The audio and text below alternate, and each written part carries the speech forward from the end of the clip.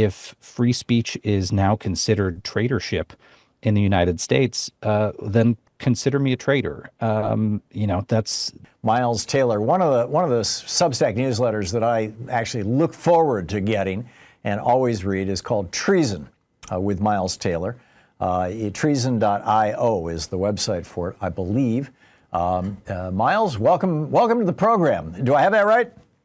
great to be with you, my friend. Yes, you can find me at treason.io or Treason on Substack. And boy, is this a time to be talking about the subject of free speech, isn't it? Yeah, it really is. And in fact, your newsletter today, or maybe it was yesterday, Civil War, no, but the Censorship War has begun, is pretty damn startling stuff. You want to lay it out for us?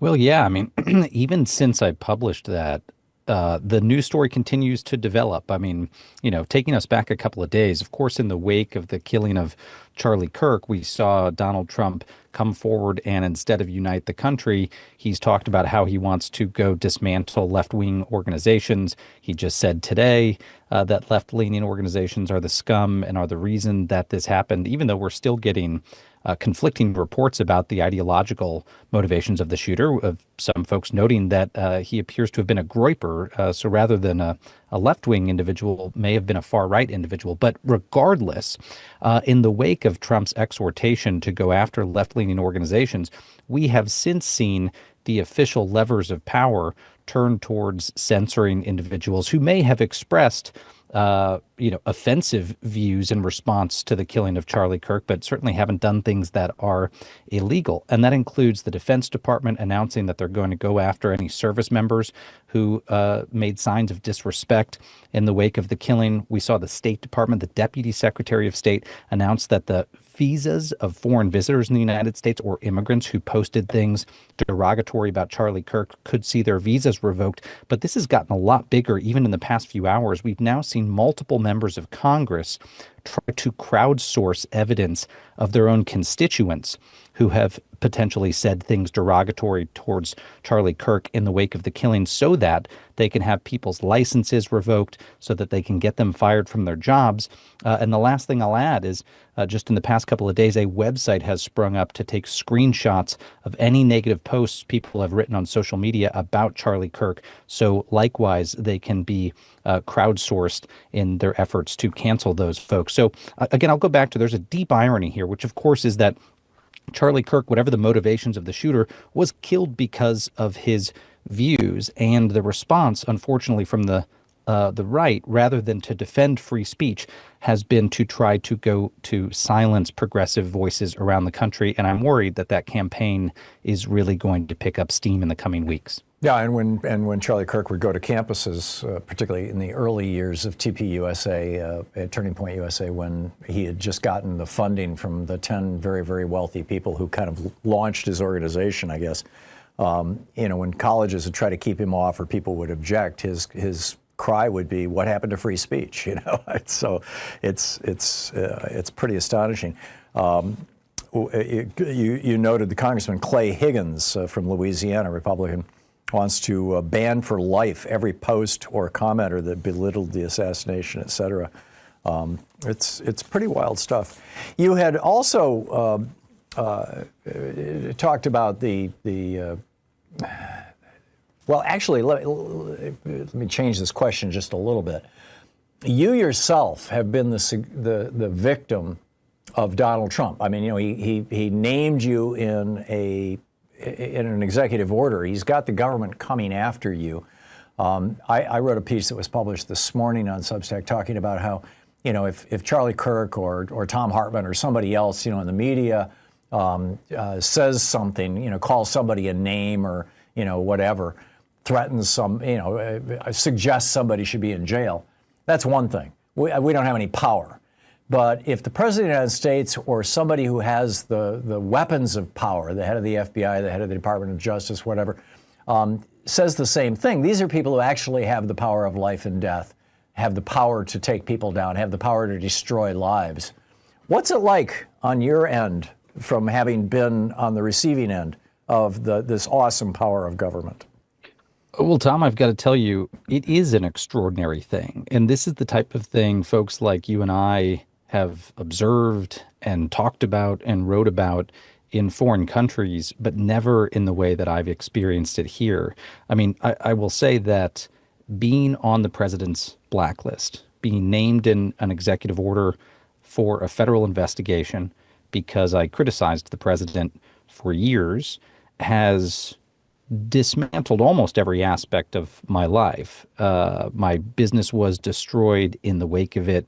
We have, of course, had to grapple with the need for an army of different lawyers to deal with the potential avenues that this could take with the administration.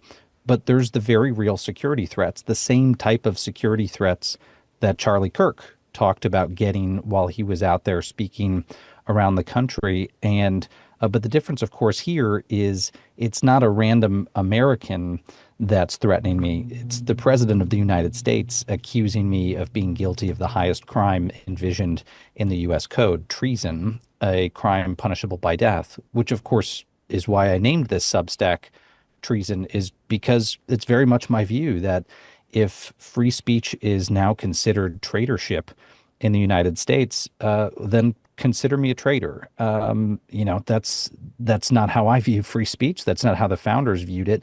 But that's the side I'm going to be on if that's how dissent is treated. But I'll say as recently, Tom, as this morning, I was on the phone with lawyers and preparing to get on the phone with law enforcement because of very vile threats we have received in the wake of all of this, including threats not just to me, but to my wife, to my young daughter.